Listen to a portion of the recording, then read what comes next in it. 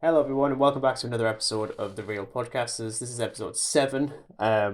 This is this is taking a lot longer to start recording than it usually does. Long story short, my internet is being unbelievably uncooperative, like a lot more uncooperative than it usually is. Um, we'll see if it still actually works. I'm fully expecting this to be a lot longer than it's meant to be. But anyway, my name is Regan. I am the host. As always, I'm with my co-host, Mr. Quinn, the Dan. Hello, hello, everybody. I can just about hear you. That's sad. Um, God damn it. Right. Uh, What do you mean it's sad? I'm a pleasure. I mean, yes. Yeah, it is. It is a pleasure to have you talking on my laptop in various shades of pixels. Just the way you want it. It's a lot better than talking to you in real life. Oh yeah. Right. So this week we're talking about Zack Snyder's Justice League, all 4 hours and 2 or 3 minutes of it. Although technically Dan has watched 8 hours unofficially. Um, I don't know why. No, I haven't watched the 8 hours. I've maybe watched half of the normal Snyder, considering. The normal Snyder. Yeah, we're just gonna put it like that because I mean, okay, like just so our audience is actually aware, I purchased Zack Snyder's Justice League on Prime Video, and without realizing, I noticed that the runtime is like 8 hours long. So I immediately thought to myself, well, why is it 8 hours long? It turns out there are actually two versions of the film mashed in together.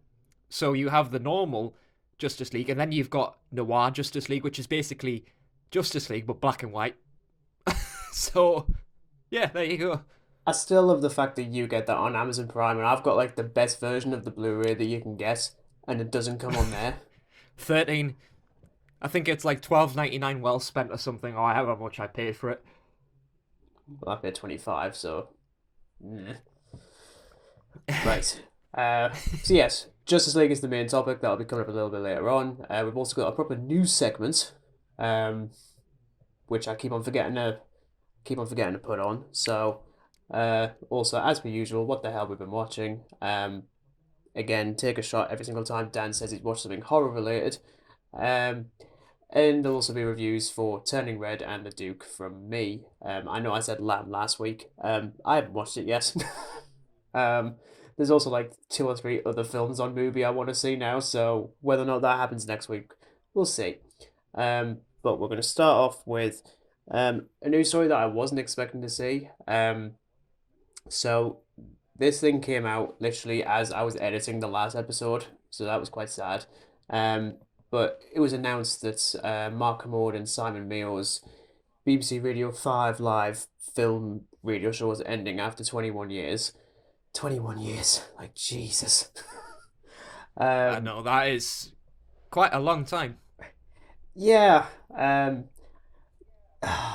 it's just annoying because I think, I mean, I don't know if I mentioned this to you, Dan, but easily like the biggest amount of inspiration for this podcast was Commode and Mayo, like without a shadow of a doubt, because yeah, Commode's talking about film like every single week, but they also just talk like they're just having a conversation, and I really like that. It's just nice and laid back and pretty chill.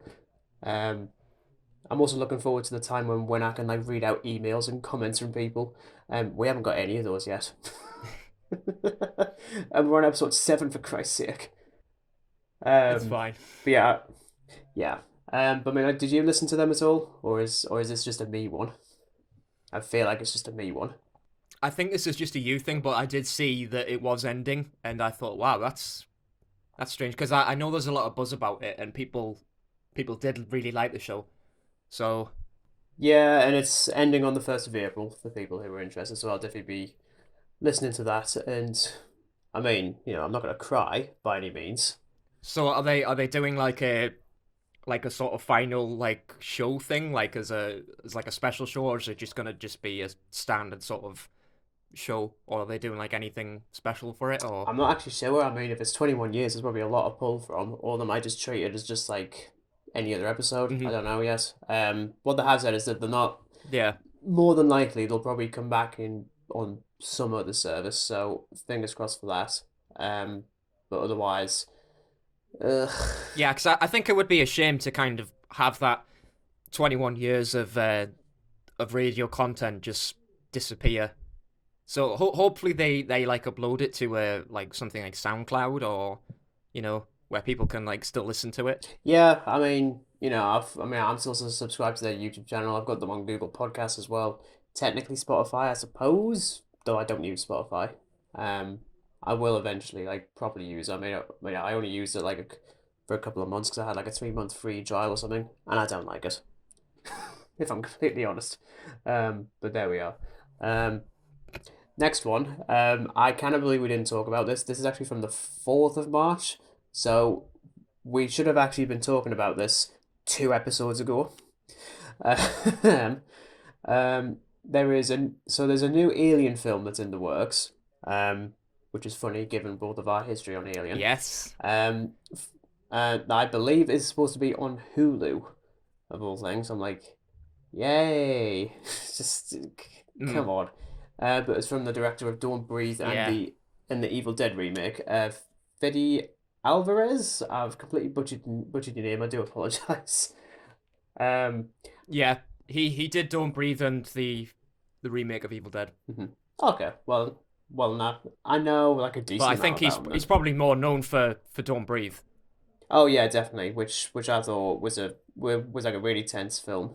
Not just Alien, but we're gonna see a lot of stuff like this pumped out over the next couple of years, I think, because there's even talks. I mean, it might not even be talk anymore. From what I understand, they are doing a Hellraiser thing, and they're putting it to Hulu as well. But this one is totally different. It is actually a female Pinhead instead of like a male Pinhead, which is weird as hell. But it kind of goes with Clive Barker's literature of Hellraiser, because there's a female lead in his literature.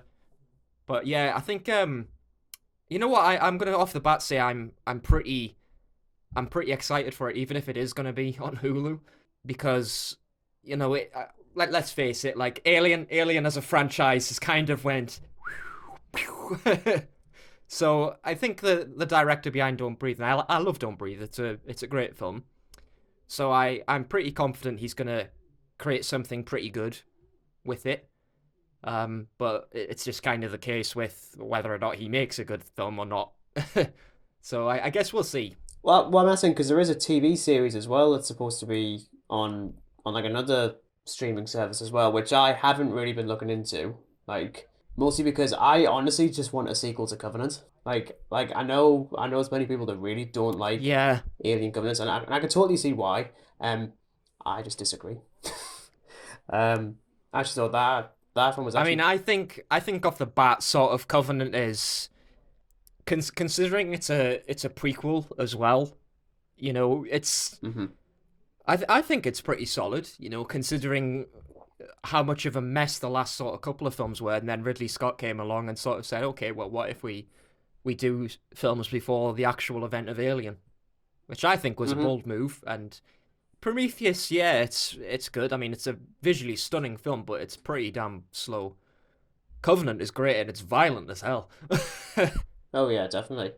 But yeah, I mean, like, so far, I don't think there's any like major story elements that have been revealed. As I said, this is literally Yeah, I think it's more of just an announcement, really. Yeah, I think it's just sort of announced that the yeah. Don't Breathe director is going to be doing something with Alien, which I think has got quite a lot of people excited, because I think that given his filmmaking with Don't Breathe, I think he's going to create something with the sort of same atmosphere, with any hope. But whether or not that happens, it's a guess of just waiting, really.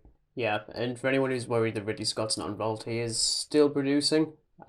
So we'll probably have a little bit of him uh in there, but otherwise, yeah, I'm pretty interested. Yeah, I mean, we're both like big fans of Alien as well. I'm surprised we haven't fully spoken about it yet, but I'm sure we'll find a time to. Oh well, actually, Prometheus is 10 years old this year, so oh yeah, I think once we Mhm. know more. and it doesn't look it well. Yeah, I'll probably end up rewatching it and then figuring out from there. Um, mm, but moving swiftly from Alien to so it was announced actually on literally as we're making the previous episode, there's a lot of announcements that just happened while either we were recording or we were editing, which I found quite funny. It was announced quite poetically that the director of the Adam Project, Shawn Levy, is going to be directing Deadpool 3. Because of course he is. Because he might as well be in a relationship with bloody Ryan Reynolds at this point. I mean, I've seen the sort of like poster art for Deadpool 3, and I mean, I liked Deadpool. I thought it was pretty good. 2, I thought it was pretty good as well, but I guess we're going to see what happens with 3, you know, because I can't really remember a lot about the second film, to be honest. So whether it sort of is a new total idea or if it's a sequel or what, I don't know. But yeah, I see what you mean. The guy may as well be in a relationship with him because he does like. This is their third collaboration. Gravely still got Red Reese and Paul Wernick as the writers, so I mean that's all right. But I mean, I've mentioned before I really didn't like Deadpool 2. I thought it was a bit naff, and the first one, it's fine. I think. I mean, at the time it was like a lot of fun. Less so now. Though I do like the little thing that Ryan Reynolds said on Twitter. He put up a poster of his 3 characters that he's been in a Shawn Levy film, that being Guy from Free Guy, Adam from The Adam Project, and Deadpool from some films. And he just captioned it with the third film in my Shawn Levy trilogy will be a tad more stabby. You know what every now tad more stabby. Every now and again he is actually really funny. But yeah, in terms of like a good director, I think that is actually quite a good idea. Mostly because I feel like the film will actually have a personality, unlike the last one. It'd make more sense just to sort of have somebody who collaborates with said actor a lot, so then they kind of bounce ideas off each other. Where if it's like somebody totally new, it's probably not going to work as well. Exactly. But overall, I'm still pretty interested, mostly because at least this one's actually going to be in the MCU, so I'm curious as to where the hell they'll go with that. So, you know, at least I've actually got a plan. Unlike Warner Brothers, who haven't got a fucking clue, once again, they just don't. We really have to start putting like an explicit message on our podcasts. Why? We only have 11 bloody subscribers. Yay, 11. Yeah, so little bit of context. So when we went to go and see the Batman, at the very end of the film, there is a trailer that was put out months ago from Warner Brothers that was showcasing all their DC films that were going to be in 2022. They're going to have to get rid of that now because half of those films are not out this year. Yeah. I'm pretty livid about that, to be honest, because after seeing the Batman and then obviously that trailer, you know, Black Adam, all this stuff, you know, now it's all been pushed again, and it's like, well, you're gonna have to just get rid of this trailer now. Yeah. So I mean, it was like a whole host of other Warner Brothers films like Wonka and Meg 2, but we're not going to talk about that because they're probably going to be shite, especially Wonka. Like, just get out. Like, honestly. Like, I didn't care if it's Timothy Chalamet as Willy Wonka. It's still going to be rubbish. I just know that immediately. But I'll give you a couple of... I'm just a bit, like, curious as to why there's a Meg 2 now. Like, I think it was fine enough as its own film. I don't know why there's a sequel to it, because I don't think it was that good of a film to begin with. No, I mean, I've heard people say it's like the best shark film since Jaws. I'm like, The Shallows and all of the Sharknadoes. Like, how are? No, stop that. No. Apologize to our 11 listeners right now for even mentioning that name. What, by name? Or because I can name some of them. Sorry, me. Sorry, Dan. You're gonna apologize for using the term Sharknado. Oh, I'm sorry, everyone. I'm not. I don't care. You should be. You should. Yeah, don't watch them. They're yeah. Watch Don't. Sharknado 3. Just It was don't. alright. Go watch something better. What? Just like, No, okay, don't watch any of them. fine. Just go watch Jaws or something, or even Jaws: The Revenge with Michael Caine in it. That's better. I'm just loving how like nuts you're getting on the webcam now. You're just like shaking and trembling and getting. All because I said Sharknado. It's like a trigger word, like a. Honestly. Ugh. It's like the Winter Soldier. You mention a phrase and then he just goes ballistic. See, now I'm just trying to picture you as the Winter Soldier, and that would be quite funny. Just being just like, because I'm just picturing. What? That I've got like some metal arm? No. I'm just thinking, it's probably going to be something more along the lines of Hulk versus Thor when he's just whipping him around. Because, I mean, let's face it. Have you seen Chris Evans' physique? It's literally just the Hulk. Yeah.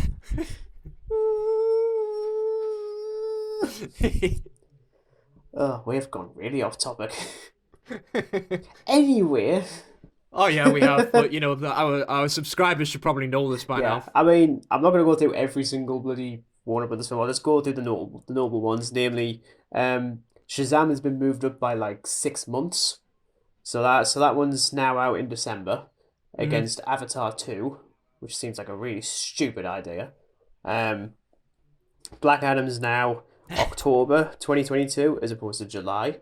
The Flash was going to be in this November, which 13 people were probably interested in seeing. I'm not in that 13. Sorry. That one's now been pushed to the 23rd of June 2023. Wow. So is that one of that actually must be one of the biggest pushes? Yeah, but bearing in mind that film got announced in 2014, as did a lot of these. Wow. So okay. The Fastest Man Alive. Oh my, that isn't gonna. Just the irony of The Fastest Man Alive. He's making a slow debut to the screen. Oh God. Yeah. I mean, if we care about DC League of Super Pets, I don't. Although that has Keanu Reeves as Batman, so I kind of have to care. No interest in saying that. No interest in No, saying that. fine. That one's out in July if people care, as opposed to May. Yay. I think there's one more. Oh yeah, and Aquaman's out in March as opposed to December. And as I say, Wonka and Meg 2, we don't care, so it's fine. So March next year. March next year, yeah. Which in fairness, like 99% of that is just going to be visual effects anyway, so it's going to take time. Absolutely. So I can sort of understand why that's been pushed back a bit, because I mean, even the first film, you know, it is very much a feast of visuals. So I'm not going to criticize Aquaman for that, because I bet it must take an awful long time to do something like definitely. that. The others I'm a bit livid about, especially Flash. Like I know a lot of people weren't so keen on seeing it, but you know, the fact that it's been pushed to another year and like it was announced in 2014, you know. The Fastest Man Alive is making a very slow debut to screen. No, that's ridiculous. Although that being said, they now have time to fix the god-awful bloody suit he wears. I absolutely hate that. I absolutely I think it's actually the worst superhero costume I've seen in like decades, and I'm including Fantastic, which doesn't have any costumes. It just has flight suits.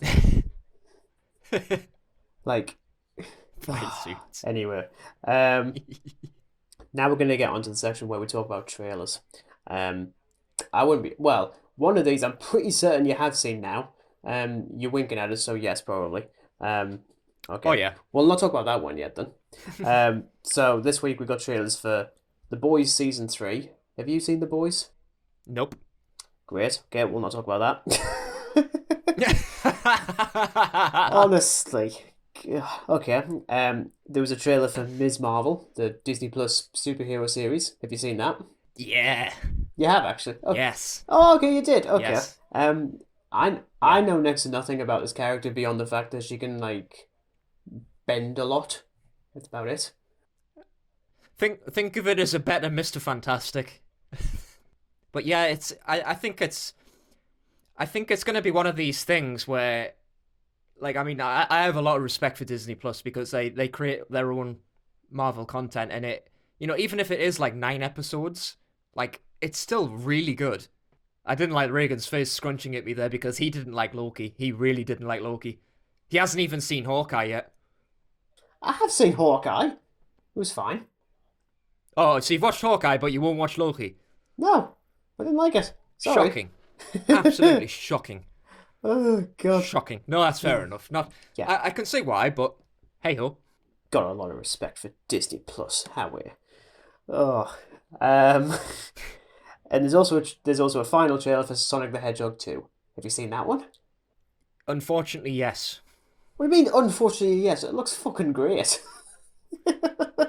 I don't like Sonic. It's just something I've never gotten into.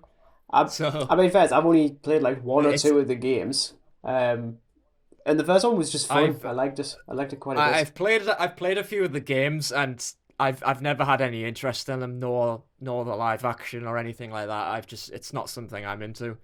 Simple as that. Well, you'll be looking forward to my review when I call it like one of the best films of the year and better than Morbius because they both come out on the same fucking day. Like, whose idea was that? I'm pretty sure Morbius actually comes out on the 31st of March. Yes, it does actually. Yeah, I actually remember. Okay, they both come out within 24 hours. Yeah. Ugh. Only difference is one is going to be considerably better. And I think we both know what that's going to be. It'll actually be Obi-Wan Kenobi, the TV series. Now. So, I spoke about this last week. Dan didn't, because he didn't watch the damn thing. Though I believe you have watched it now. You'll be pleased to know I have watched the trailer now. Thank God. Okay. Yes. Right. I'm excited for it. I'm very excited for it. And as we said last time, this is something that Star Wars fans like ourselves, we've been wanting for a while, ever since, episode 3. And yeah, I look forward to it. Good. That's good. It's better than the alternative. As opposed to, I really don't want to see his face again.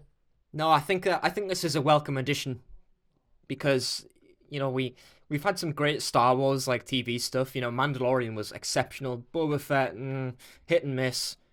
But I think this Obi-Wan thing is going to be, it's going to be great. And that's just like a straight up boisterous opinion, but I think it's going to be good. Well, fingers crossed. That's out on May 25th, and I think 6 episodes, 1 series. Hopefully it's good. We will now return to our scheduled programming, as we want to call it. Where Dan's going to be talking about the 2 or 3 things he's seen, which, as far as I know, is mostly just rewatches. There's a couple of new things actually. I see. A couple of new ones. So I've watched a very bizarre film called The Neon Demon. It's very weird. That one is a really special film for me, actually. It's really, really weird. Good, but very weird. Like, it's one of those films where it starts off very slow, and then when the horror actually hits you, it's like, what the hell? So yeah, I enjoyed it. I've been wanting to watch it for ages, and Prime, they often do like rent deals where you can rent like a film for, I think it's like $1.99, sometimes less. So I thought, well, I may as well, it beats paying like however much they want it. I think it was like $7.99 or something. So I thought, hell, why not just rent it? So I gave it a shot and I liked it. And I finally, and I can't believe I've finally done this, I'm finally caught up with every single X-Men film ever so far. I finally watched Logan. What a way to end it. Yes, it was a very emotional journey. A very good end to it as well. I mean, the last few films, besides sort of Dark Phoenix, I thought Dark Phoenix was slightly better than The Last Stand. But, I mean, my favourites are Logan, Days of Future Past, and First Class. Off the bat, they are really, really good films. In terms of rewatches, there's actually one more new thing I've been watching that isn't loggable on Letterboxd yet. There's a Netflix series called How It Was Made, how the movies Oh made us, or yeah. something, or how movies were made, something like that. And it basically details how films of like the however many decades have been milled, and one of them is Halloween, and it's so good. It's really in depth about how like the film was made, all this, but it like interviews like all the people involved with it. Nick Castle, who played Michael Myers, is actually Oh interviewed on it, which nice. was really interesting. And another TV series that is loggable that I've nearly finished. I have 2 more episodes to watch. Is The Haunting of Bly Manor. I watched Haunting a Hill House and I really liked it. Bly Manor, not so much. From what I've seen, I've got 2 episodes left, but it's definitely not as good. It's not as creepy, and they sadly don't utilize a lot of the haunted house tropes as much. It kind of just, without sort of spoiling it for those who haven't seen it, it's essentially feels more like a ghost romance, really. It's okay. I'd say watch it if you're interested, but it's some of the episodes, there are 9 episodes, and some of them just feel like they go on forever. So just be aware of that. But now rewatches, I've rewatched It Chapter 2, not the first one, Chapter 2, because it's on Netflix. um, No. it has some really creepy imagery. I must say the part where they reunite in the restaurant and the fortune cookies come to life and all the horrible little bugs and stuff come out. That is disturbing. But here's my hot take here. Now, are you ready for a hot take? Bill Skarsgård as Pennywise is better than Tim Curry. Oh, that isn't a hot take. We all think that. Yeah, like I much prefer these It films to the old one. Just much better. And something else I rewatched, Shrek 1 and 2, because why not? Shrek 2. Shrek 1 and 2. I mean, I like the joke that people make about the idea that Shrek 2 is one of the greatest sequels ever made. They're right, it is. It's really great. Oh yeah, it's a great sequel. I actually prefer it to the first film. What? Oh. By Well, slight, okay, by a it slight. does have a better villain. Yes, by a slight. Jennifer Saunders just plays herself with little wings. I mean, I off the bat, I've got no interest in watching the third one or whatever film is after that. No interest at all. 1 and 2 is for me. That's about it. Now the third one is fine. I think there's like a decent amount to enjoy in it. The fourth one now just Right. just now. Stay away from it. Okay. Just don't. So what about you? That's my watches completed. So what has Mr. Inglis been watching? Well, I'm gonna go back to the first one that you mentioned about. I'm gonna circle back to the bit with the neon demon bit because I find that quite interesting. Because when me and my girlfriend first started dating, we had this idea over Christmas to, buy each other 2 films, one that we really liked and one that we really didn't. And the neon demon was the one that she didn't like. Right. Although I won that little competition by getting like a really shitty Shark movie thing. So something like Shark Exorcist or something, or It was actually that. Shark. Oh, no way! Oh my god!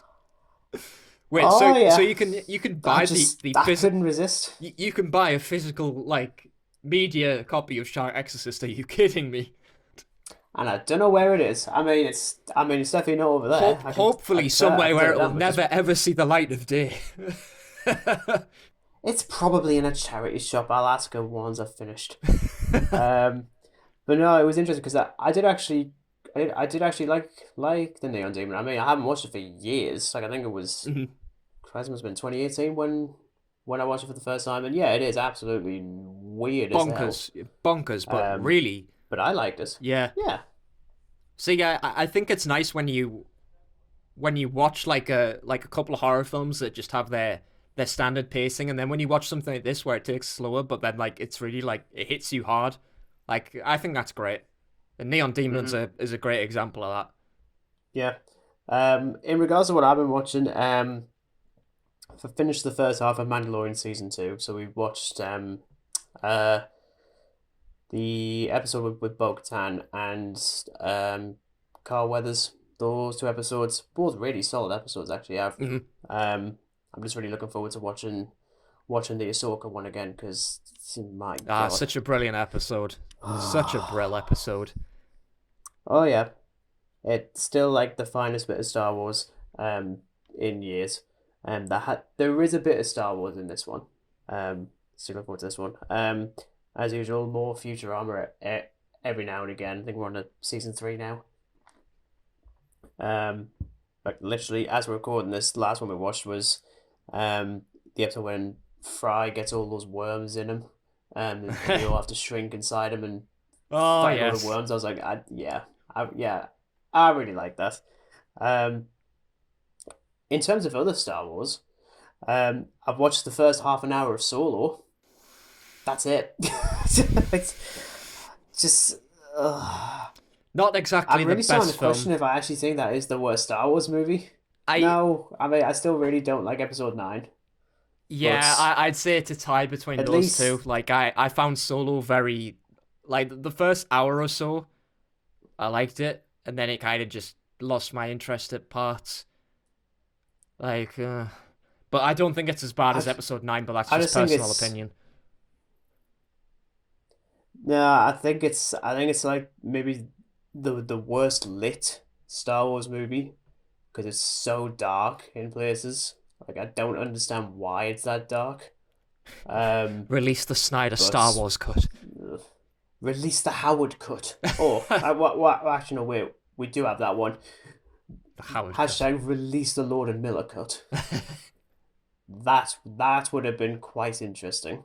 But there we are. And the other one, I didn't know this actually existed. So if you look at The Last Jedi on Disney Plus and go to the special features bit, you can watch the film as usual. You can do it with the commentary by Ryan Johnson, or Hmm. you can do what I did and watch the film with only the soundtrack, and Right? that's it. There's no I you kind didn't of know hear you could anything do else. that. I didn't know you could do It's that.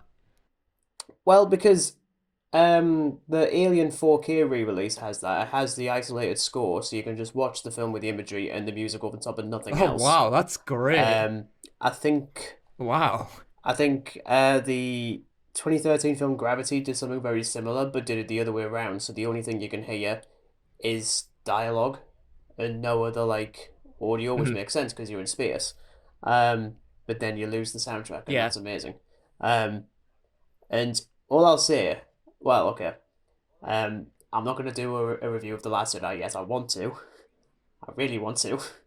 Um, but even just taking out every like little bit of dialogue or anything and just watch it as just a visual piece, it still works better than Mhm. most Star Wars movies.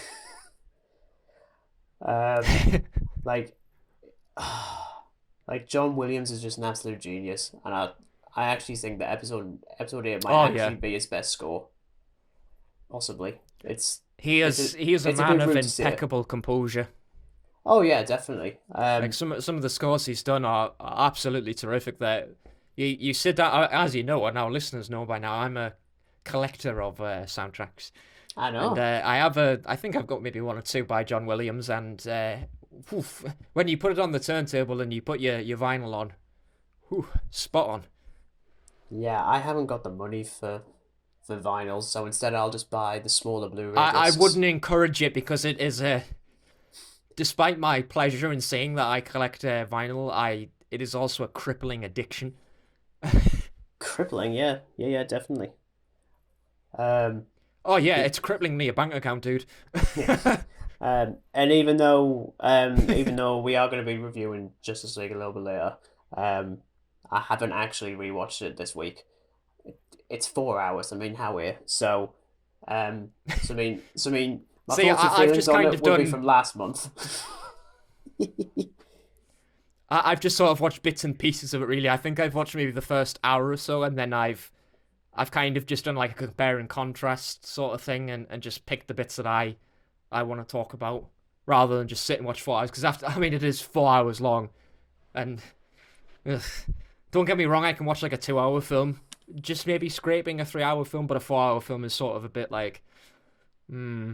I just sort of think you have to do either like in like 2 different sittings in a day, or 2 sittings over 2 days. Who knows? Um, but yeah, Yeah, I think even by the my first time I watched standards, it, I just did it in one sitting. Just one sitting. I did it in the last time I watched it. Well, the first time I watched it, but rewatch, I'd probably just gonna split it in half. Watch maybe another like hour later today if I feel like it, and then just finish it off whenever I feel like it. mhm. uh, but we will get to that, so it's fine. Um, Other 2 films I've watched is, well, we'll start with the first one. Pixar is back with another new film, Turning Red, which should have been in cinemas, and that's how I learned about it. My first history, well, the only history I've got with this film was I didn't know it existed until I saw the trailer for it when I went to go and see Spider-Man for the first time, and I, I, Hmm. I wasn't expecting that. I wasn't expecting a furry version of the Hulk by any means of the imagination. All right. Um, um, but yeah, so story of this one, we've got 13-year-old Mei Lin, um, and she's experiencing the awkwardness of being a teenager. Like the usual thing for like a 13-year-old kid. Hmm. Oh, and she turns into a giant red panda whenever she gets really emotional, as you do. Huh. Um, so Yeah, I mean, so I mean, this does the classic thing that Pixar do, where um, they basically release a film that's packaged in one way, but it's actually something else entirely. mhm. And it kind of goes back to like the classic kind of Pixar, because I think even like the last few I haven't been that big on. I quite liked Soul at the time. Though I'm not gonna lie, I haven't watched Mhm. this again since I first watched it, and I've been meaning to. But Onwards and Luca, I wasn't that big on at all. Despite them looking absolutely stunning, I just wasn't that engaged. Gravely with Turning Red though, I was definitely engaged. I thought this was a lot of fun. Because what it Mhm. effectively is just a superhero film. Um, whilst also talking Done about by puberty. Pixar. Yeah, yeah. And then tackling themes of confidence and standing up Okay. for who you want to So it be. sounds pretty interesting, You to be know, honest. Like, I mean, as somebody who doesn't really watch stuff like that, that would probably appeal to me in some way. So I actually might give that a try. oh yeah, yeah, definitely. I mean, as I say, animation wise, it's very unusual. Like Hmm. it's actually more like a 3D version of anime at times. Um, like in particular with like the Right. eyes that go all, like glittery and stuff like you usually see in some form of anime, which is always weird because Hmm. usually, granted, I'm not big on anime, so I could be wrong here, but I usually attribute anime to Japanese culture instead of Chinese. Um, but again, Yeah, I'm not. I'm the same, to be honest. So it was quite unusual.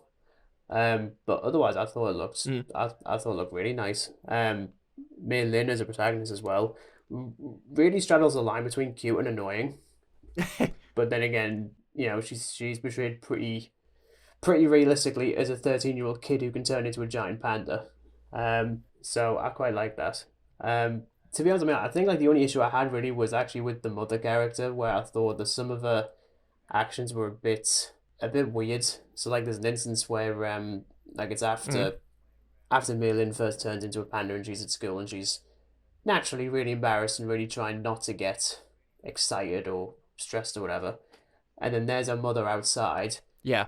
um, trying to break into the school, to like give her pads, um, and it's it's done for comedy. That's very unusual. And I looked at this, I was just Yeah.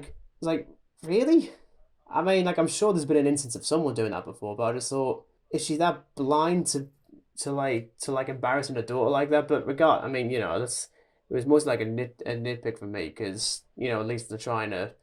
trying to address it later in what is essentially a sequence from a Godzilla film. That's all I'm gonna say. I wasn't expecting that. No, I can't say I was ever gonna hear a sentence like that, but Wasn't expecting a Godzilla. It isn't literally a Godzilla. It's just a giant red panda. Um, but so no, we have a red panja kaiju. we have a red panda kaiju. I didn't know I needed this. I didn't know I needed this. Oh well. But yeah, I liked it. I thought it was good. It's just a shame that it wasn't put in cinemas. There's literally no reason why it shouldn't have been put in cinemas. Like, I know Disney said in January, oh, it's because of the Omicron variant. I'm like, you're still releasing movies though? Like, why the hell are you not doing this? And, Mm. even Pixar responded because, no offense, I feel like Disney has been kind of like, just like messing around with Pixar for the last couple of years because they haven't had a theatrical release since like, 2019, I think. Um, for whatever film that was. I kind of remember. Oh, bloody Toy Story 4. Oh God, Toy Story 4. Mm. Don't cry. Don't cry. Don't cry. Don't cry. It's fine. Um, I've only seen up to the third one, and the third one was traumatizing enough, so I have to mentally prepare to watch Toy Story 4. yeah, we still haven't watched it again. Mostly because I'm not prepared to cry again. Oh Because god. no, I literally saw Oh that on my no. own in the cinema, and I still was in tears, and I could see the member of staff over by the side doing screen checks, and she was in tears as well. Just honestly. And then there's Cars 3, but we don't talk about I Cars. can't. Oh, Cars 3 was so emotional. No, it wasn't. It was rubbish. I'm assuming I haven't watched it. I don't want to. I never liked Cars. I've only seen the first one, and that was a very, very, very long time ago. What was that, 2006 or something? I'm like, I still I don't understand the Something like logic of that, talking yeah. cars in the Pixar universe. Um, Although actually, before Well, you before never I move know. on to the next film, I will actually mention I'm curious to see people's ideas of the Pixar theory being attributed to Turning Red now.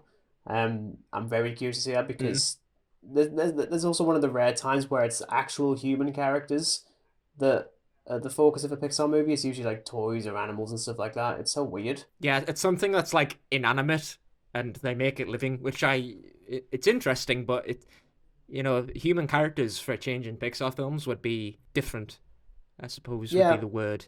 but I'll talk about the other film I watched this week.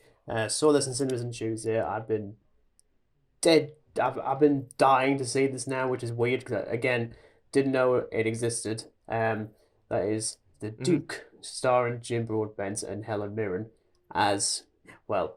I'll get to this because I don't think I've mentioned this film to you yet. There's a thing that's a part of this film that I wouldn't say it blew my mind, but it got me really excited to see it even more.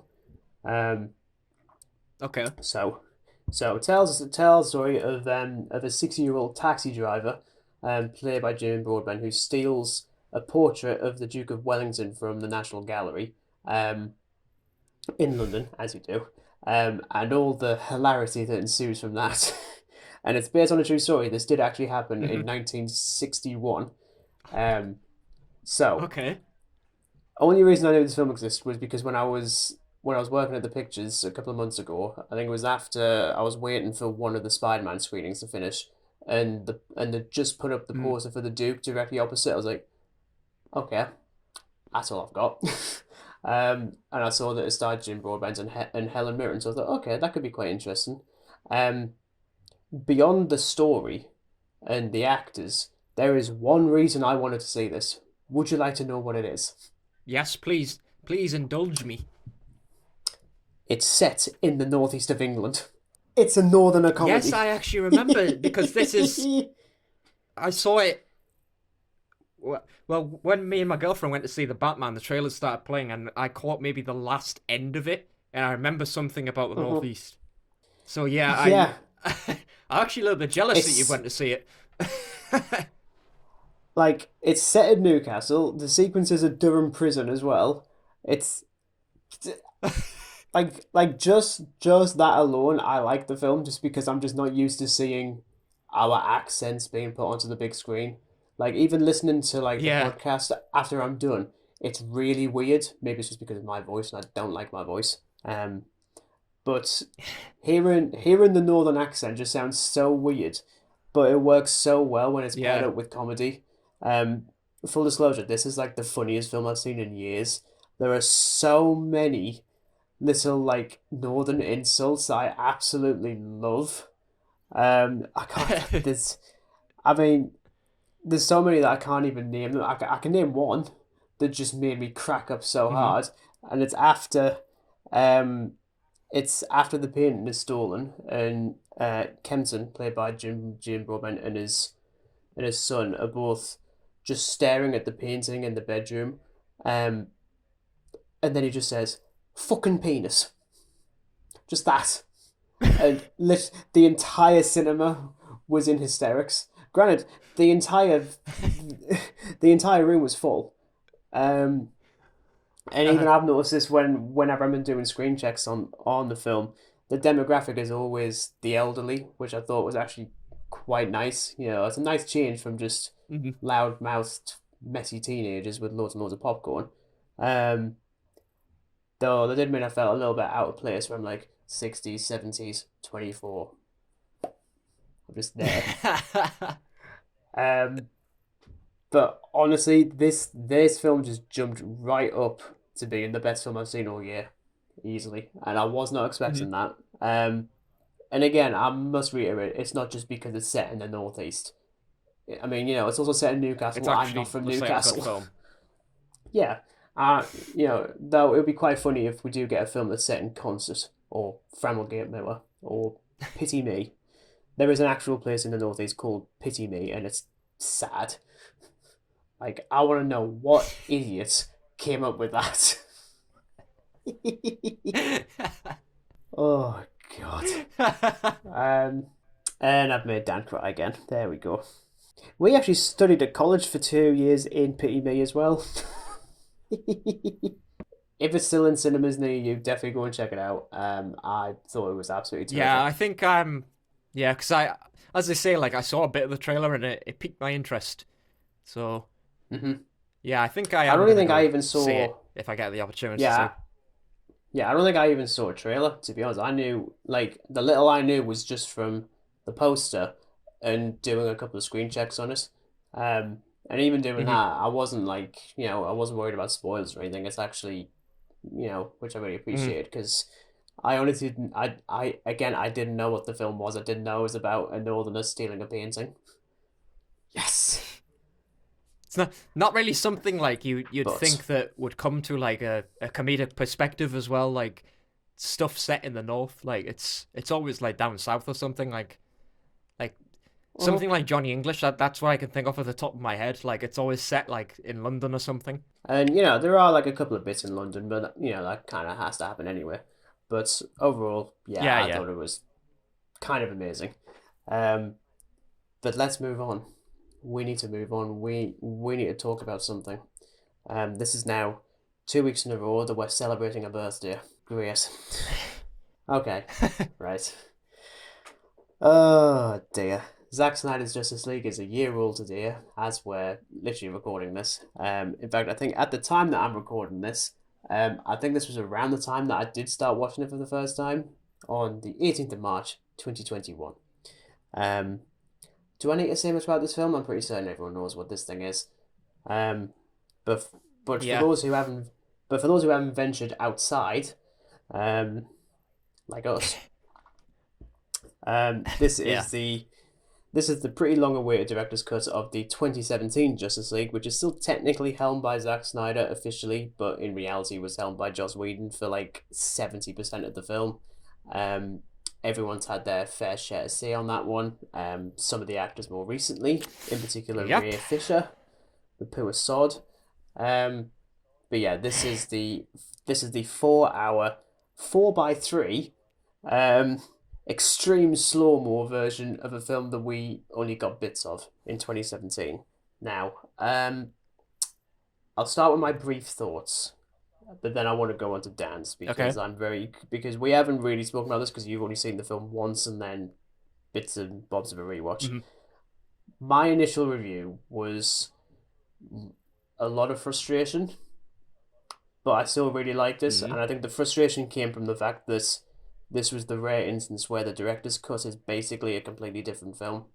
Like it still follows the exact same Yeah. narrative, a hammerhead looking alien comes to Earth looking for a couple of boxes because he's got a mother fetish. Um, Okay, let's just slow down right there. Right, a hammerhead-looking alien comes to Earth. well, you That think that is about it, maybe the best definition of Steppenwolf that I've heard in a very long time. And it came I'm from honestly me. just gonna have to go back and watch the rest of this film and just not see Steppenwolf as a villain. I'm just gonna see him as a hammerhead shark. Well, if you think about it, Oh goodness. there is a hammerhead-looking character in Pirates of the Caribbean too that looks pretty much exactly the same, except he hasn't got weird metallic quills Yeah. on him. He he doesn't look like an intergalactic cheese grater. But there we go. Intergalactic cheese grater. The hell are Oh you? my. But yeah, overall, the first viewing was positive. Like, I really liked it. Yeah. Second viewing, I watched it a couple of days later. That this time with my girlfriend, and we both really liked it again. Again, both just straight Mhm. up 4 hour sittings. Like, oof. Mhm. Third viewing was last month with a couple of friends of mine. That isn't Dan. Sorry, Dan. I have other people that I talk to beyond you. Sorry. He does Different actually have swinging. friends. Yeah. Um, third viewing, I didn't actually review until like a couple of days ago because Okay. I still like it. Okay, I do. I do think I. Oh, overall, I'm still on the more positive end, but there are some proper Mhm. issues I've got with it, and as you've mentioned before, you've got like a proper like you've got a proper bone to pick with this film, which is why I want to go to you first because, as I say, we haven't really spoken about it. Um, but I mean, so far my opinion has dropped. I'm curious on yours. Well, this bone to pick is more just me being a bit of a nitpicker. Um, I mean, are we just gonna go ahead with it? Because I mean, so the issue I have is I get that Snyder has a very particular way of making films, and I get that, but all the stuff done with like the technical aspect of Justice League, it just feels too much like a Batman film. Like Okay. it's just so dark and like it. That's my issue with it. Like if at times it feels more like a Batman film than actual Justice League. Like it just feels like Batman goes on a recruiting to get other people because he can't do his job anymore. That's what it feels like to me. Mhm. And I mean, yeah, like he darkened the tone and stuff, but again, this is something the Batman films have done for a very long time. Like, I mean, don't get me wrong, right? The whole tone thing is much better than the 2017 one because I mean, some of the color grading in that absolute atrocity is, ugh, it's It's despairable. lethal. Yeah, so I mean, look at one of the scenes. I think it's toward the end of the film where essentially they're all united and they're driving to they're flying, driving, walking, running to the Driving. nuclear power plant where Steppenwolf is. Yes, Batman driving. And the original one, the sky was like a dusky red, and it just looked like something out of a Mad Max film. Mhm. Whereas the Snyder cut, it's sort of bluey black, and that is something we see an awful lot in Batman films. I mean, yeah, I understand they wanted to make it look more atmospheric and stuff, but I mean, somebody who watches Batman quite a lot, it just looked like a Gotham City wasteland. Mhm. Which is not necessarily a bad thing, but yeah, that was my bone to pick with it because I thought, is this Justice League or is this Batman? Yeah, I mean, it's Like it's something similar you that can that was say for. my bone. Okay, yeah, that's definitely not the same bone that I've got to pick with it. So, um, I mean, visually, it's a very particular look, which I'll be honest, I don't Yeah, mind too much. I do totally get where you're coming from. Like it's a similar sentiment given with Batman v Superman, where it feels much more like a yeah, Batman movie definitely. than it does a Superman movie. I've got some proper bones to pick with Superman in this. I've got bones to pick everywhere with this now. Sorry, um, but to be honest, Okay, I don't let's mind. go to you because you have a lot of bones to pick. Okay, we're gonna go with the first one. The first issue Hmm. that I've got, and it's one that's I've never really been able to escape from. And okay, so after watching both Red Notice and Death on the Nile, both starring a particular Yeah, actress, I Gal think they could Gadot. have done better. Yeah, I think they could have done better casting. I think for Wonder Woman, I Okay, don't actually think wow. she's. Wasn't expecting that. Now here's the thing, right? She doesn't have much to do in BVS, so that's fine. But there's some Mhm. lines in here that are just so cringy. And initially Yeah. I'm like, okay, well, it's the script. And then you see it in Red Notice. Oh, well, it's probably the director. Then Death on the Nile. Like, I even Mm. mentioned the whole meme-worthy thing with like, and enough champagne to fill the Nile. I'm like, just like put like the tiara on her and the armor. I'm just like, you could have actually just told me it was from Justice League. I just because there's things. I mean, like when she was announced, that was what back in 2013, and the only reference I had for her was Fast and Furious 6. No one's good in that. I No I one. haven't seen any of them, and I didn't know she was in them. So I think she's been in at least two, but she gets killed off at the end of Fast and Furious 6, so it's fine. Um, it's just I don't know. Um, but I don't know what it is. I mean, there's bits in here. There's bits in the first Wonder Woman, and quite a bit in Wonder Woman 1984. If I'm completely honest. Um, Mhm. and again, I don't like it. I mean, I didn't care. I mean, like Mm. visually, she like absolutely embodies the character, which is great. But as soon as dialogue is put into it, I'm just like, I'm not big on it. Yeah, you know what, I couldn't give I like, am gonna say that there are definitely bits and pieces where she says something and it just doesn't come across as sort of as strong as maybe like the script envisioned. Like if hmm that makes any kind of sense. yeah. I I mean, mean, like it's like definitely, as you say, she is probably the best version of Wonder Woman I've seen. She embodies the character perfectly.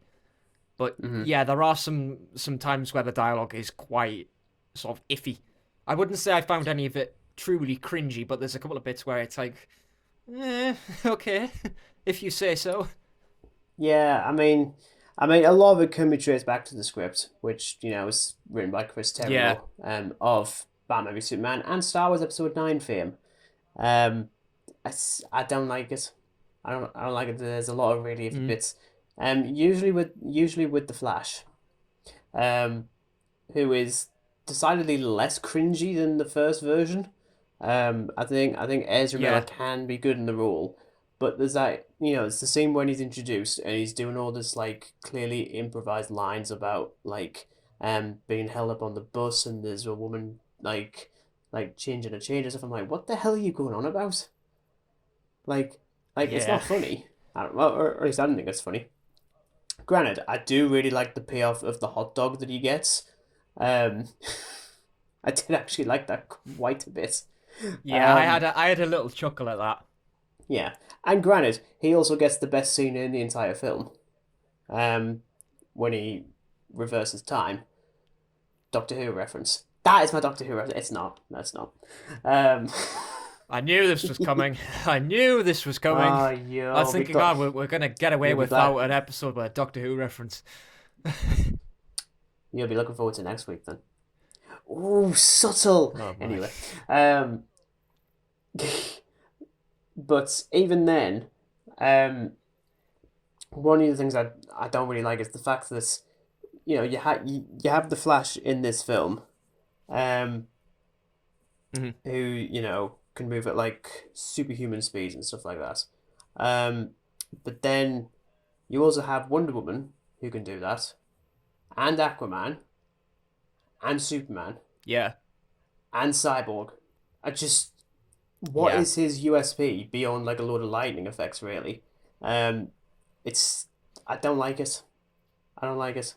Um, Yeah, I kind of feel the same because it's I like, should stress I am actually positive on oh this yeah, film. me too. But yeah, I think that is something I noticed as well. I mean, in particular with Superman. I mean, look at the final confrontation between Steppenwolf and Superman.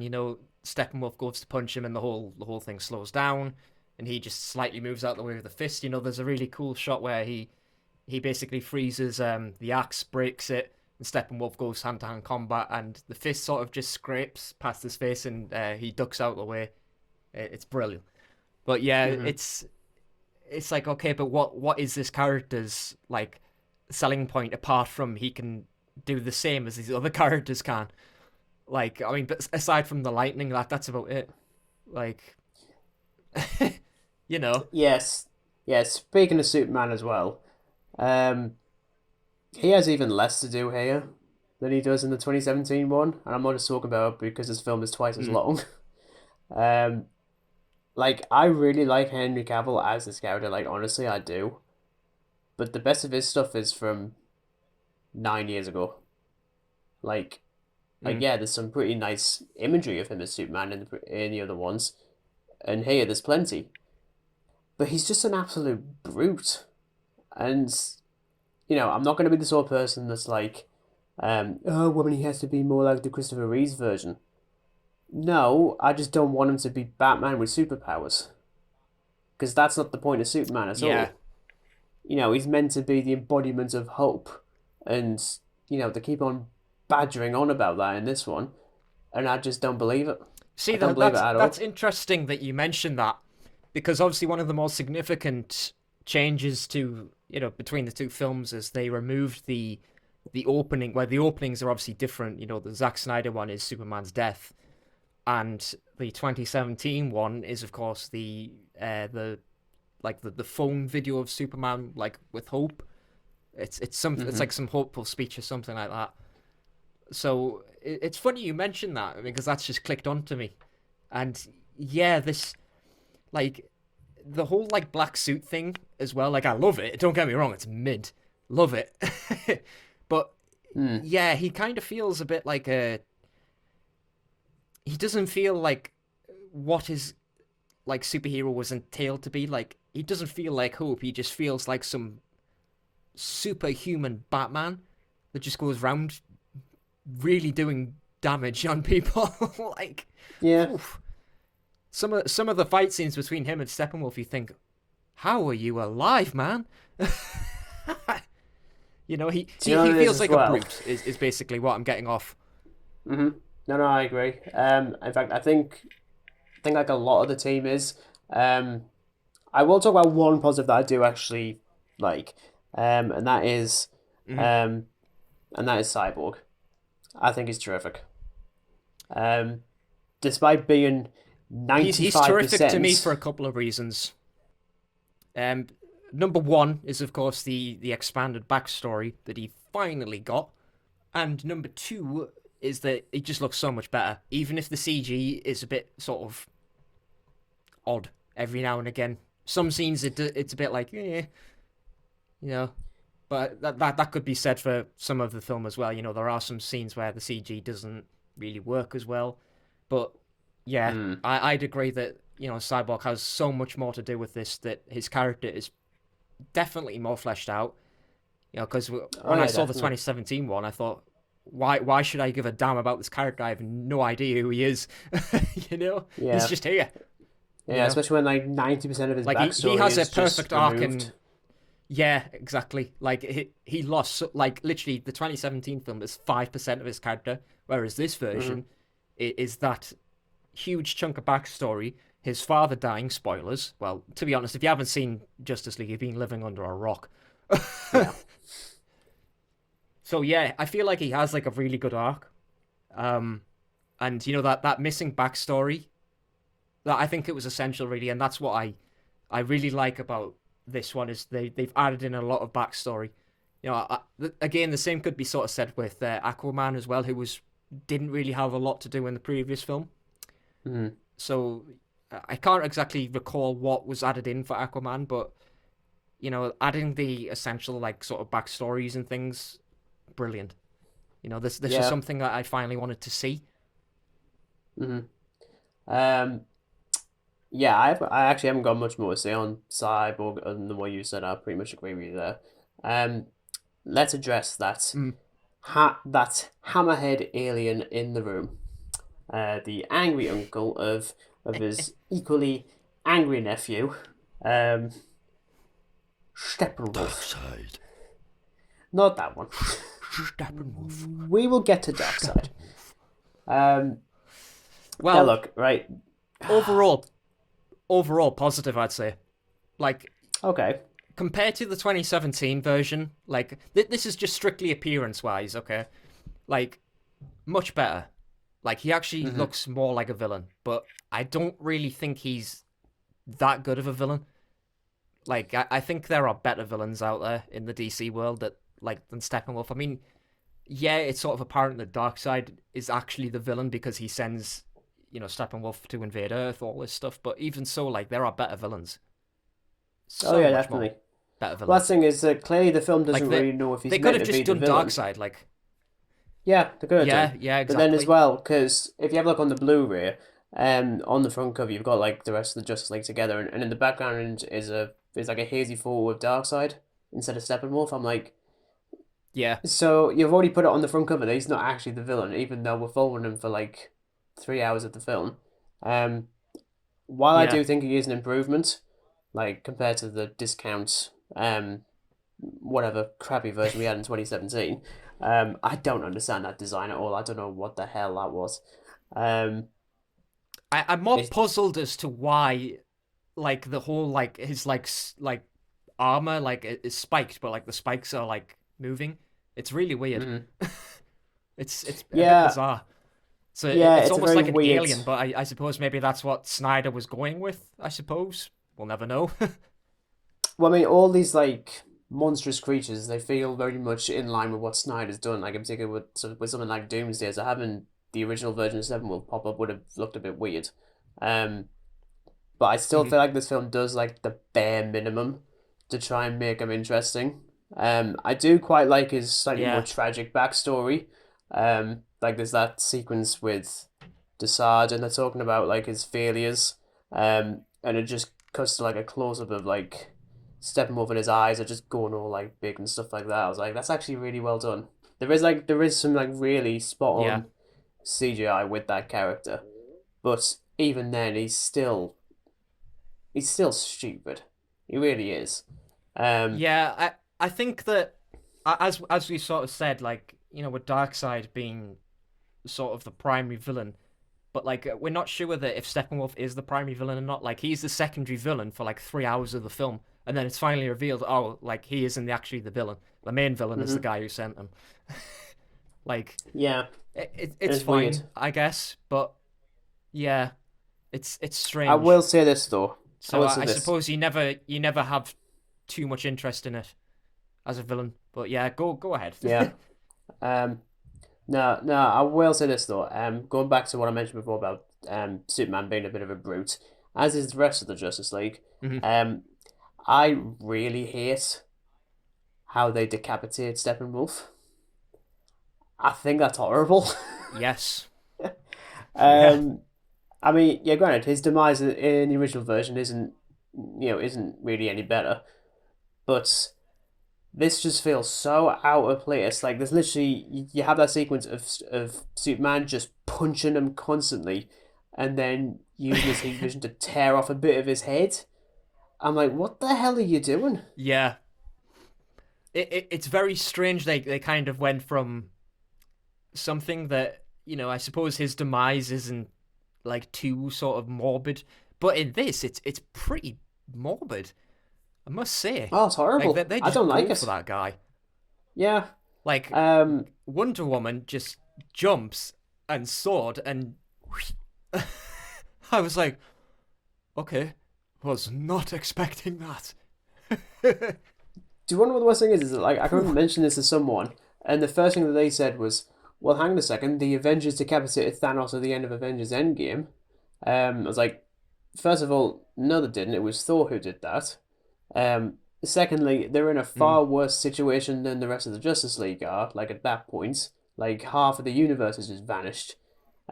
Three, the Avengers didn't want them to do that. I mean, like, even bloody Rocket Yeah. Raccoon's reaction is just like, "What the hell did you do?" I just think it's horrible. I really hate it. and like, It and it doesn't took really us affect me, but three that's just because viewings I'm to a lover of realize horror. that. I was gonna say, I mean, like, you would have I absolutely think it. adored it. Oh, I did. Like when I first watched it, I thought, oh yes, good, good. God. But yeah, I think Um, it's very strange that it goes from this sort of yeah, there's like typical like sort of comic superhero violence, but then it just Mm-hmm. straight up amplifies that to a somewhat R rating, which is very bizarre. Yeah. It's No, very, very bizarre why they've done that. I mean, weird. Strange. yeah. Well, I mean, moving on from like the narrative things I don't like. What are your thoughts on the aspect ratio change? Because that one seems to be like really polarizing for a lot of people. Yeah,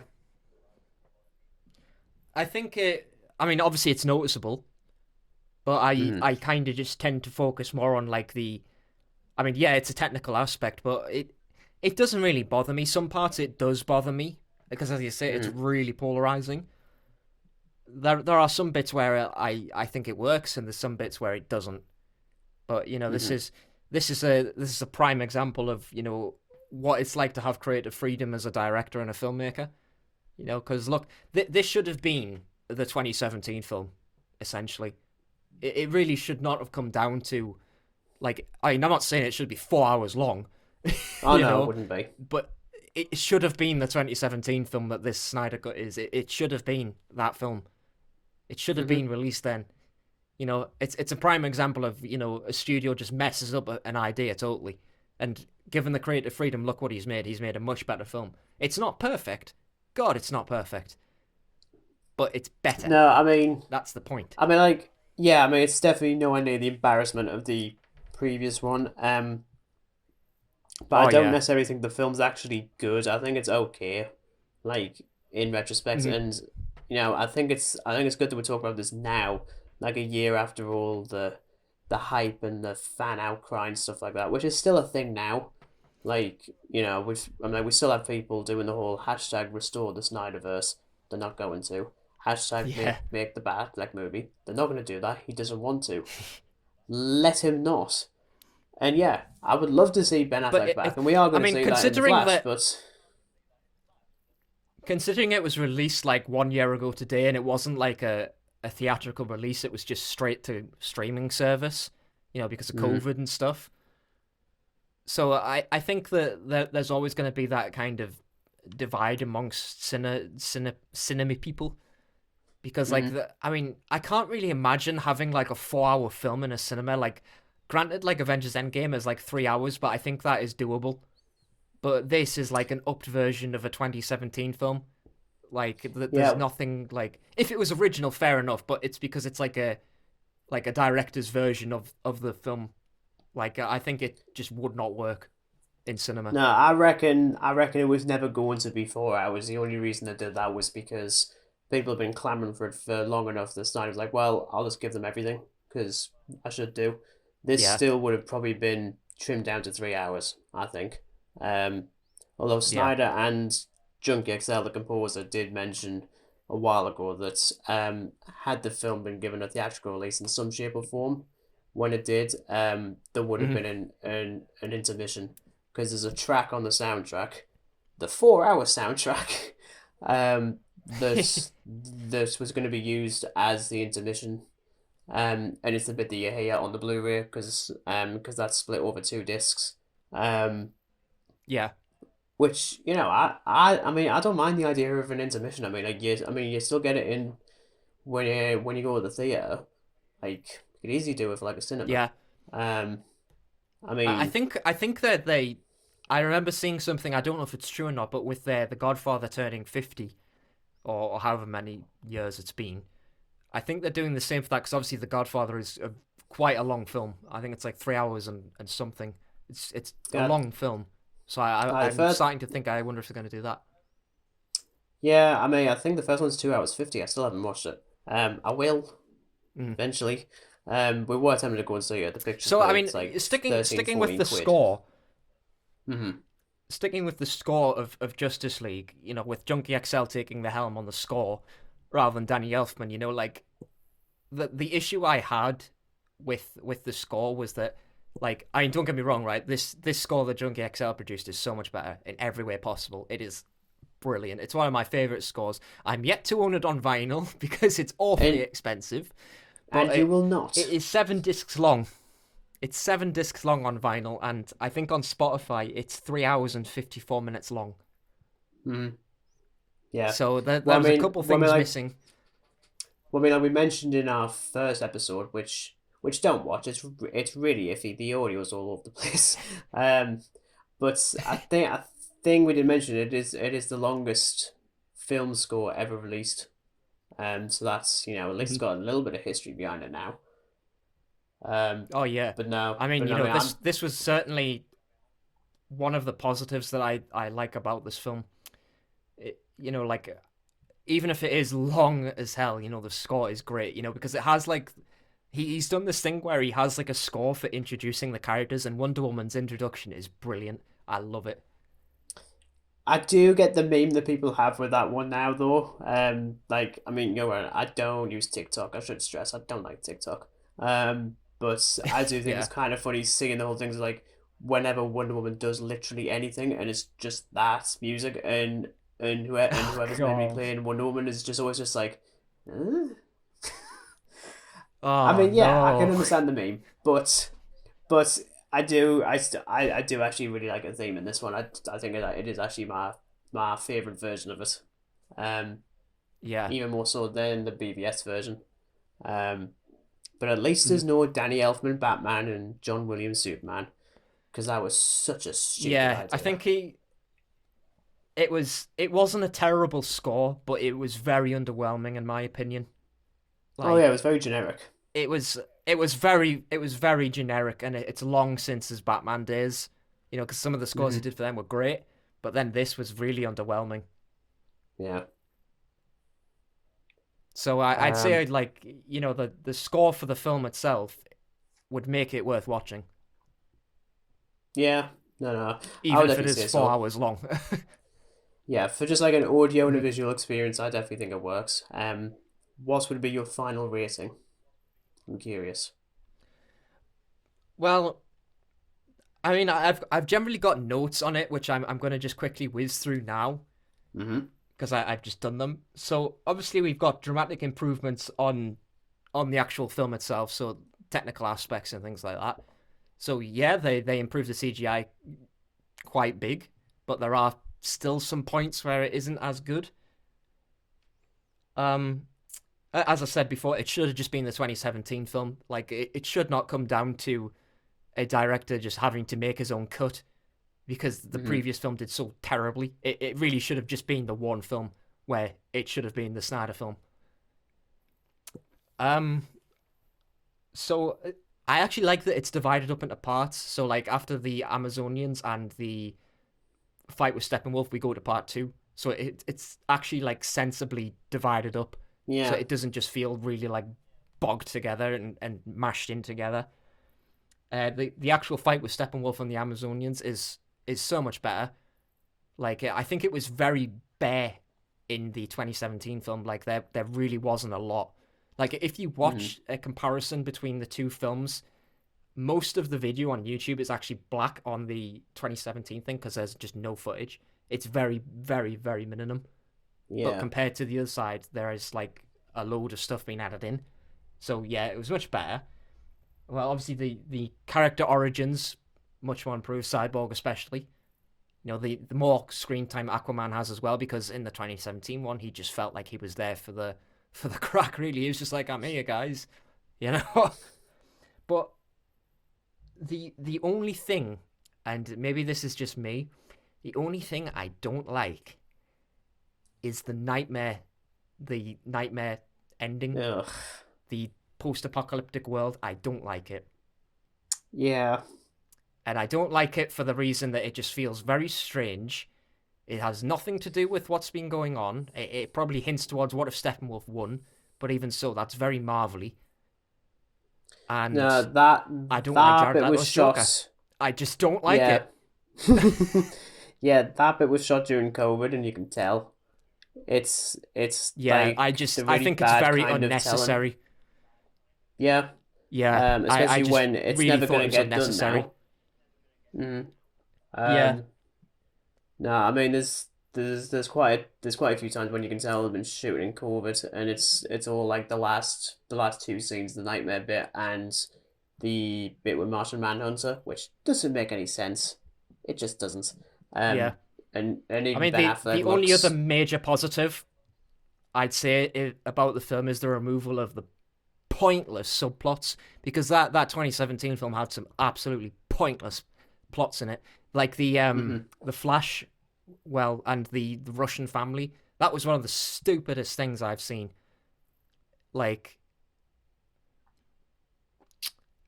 nothing more to say. Yeah. It's just it's pointless, and I'm glad they got rid of it. It was so pointless. It Yeah. just felt like it was thrown in for the sake of being thrown in. But with a rating, I'd say it's gone down ever so slightly. It's still within my 4 out of 5, but it's not as favorable as some other 4 out of 5 films, Okay. because I think like being obviously picking up on things that are different with the film. Like, yes, it is much better than the 2017 one, but it's in nowhere near a perfect film. Like, I was hyped about watching it, and it's a great film. Don't get me wrong, but it's not a tremendous film. I'd say worth a watch every now and again, but not something that I would like watch every single day of my life. Oh, And no, definitely. well, the runtime being one of them, 4 hours. It's an awfully long time for a film. So like doing a sitting of that is pretty exhausting. Even as much as you love DC characters, like it's an exhausting amount of time to sit and watch a 4 hour film. Yeah, I've got mine down to a 3, unfortunately. It used to be 4, it's now 3, just because, um, there were some issues I could brush away just because of the experience. But now we're Yeah, away from all that and looking at it from a more critical standpoint, it's still got a lot of issues. I do deeply respect Snyder though, like a lot.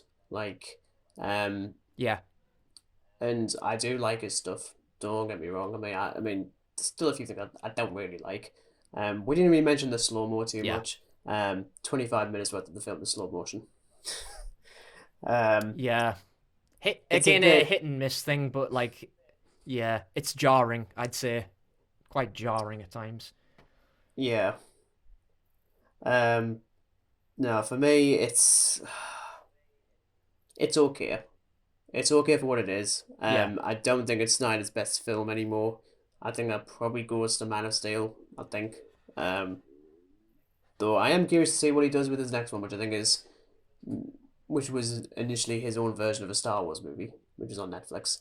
So I think that comes out next year or something. But but there we yeah. are. I remember. Those are our I think thoughts it's on. next year that comes out.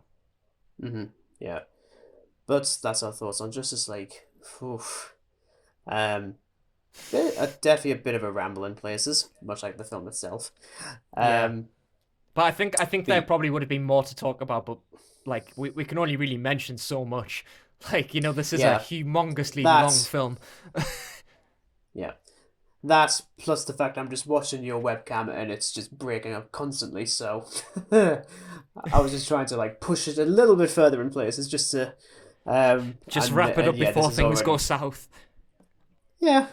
Um, but yes, thank you everyone for listening. If you were or watching, if you were, um, like, share, subscribe, all that stuff. In regards to next Links week, to letterbox in the description. yes, yeah. Shameless letterbox plug. Yeah, all my reviews are on there, as are our social media links. Next week, finally doing it. I have done the maths. I've looked at the estimated time that Jodie Whittaker's final episode of Doctor Who is gonna air. I'm assuming sometime in November. So starting from next week and going every fortnight, I will be reviewing every series of revived series Doctor Who. Oh my. Because it's just gonna take forever.